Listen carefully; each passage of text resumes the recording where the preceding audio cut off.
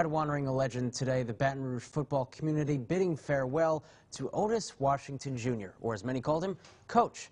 NBC Local 33's Jonah Gilmore is here with reactions from those who knew him best. Jonah, good evening. Good evening, Harrison. Washington became LSU's first ever black football coach in 1980, but he also left marks at Southern University and St. Augustine High School in New Orleans, and it seemed that no matter where he went, he shattered the ceilings.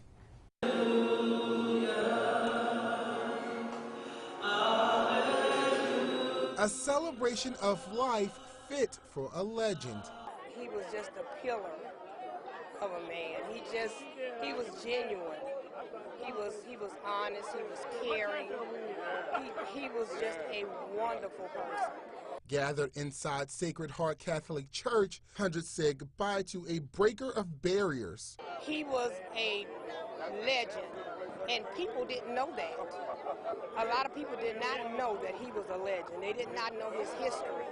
They didn't know that he did 20 years at St. Augustine, and they didn't know that he was the first black assistant coach at LSU. They didn't know that. And a lot of them didn't know that he was coach for Southern and brought them through championships. Washington won a spot in the Louisiana Sports Hall of Fame in 2015, an honor he earned for his dedication to football. Today, his former players remembered him as the coach who built their success both on and off the field. He didn't take no BS. None. And he's an outstanding coach. Made such an impression on my life and has a lot to do with the man I am today. Those who knew the 80-year-old say he was an influential figure.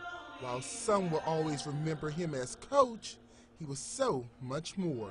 It was nothing that Uncle wouldn't do for anybody.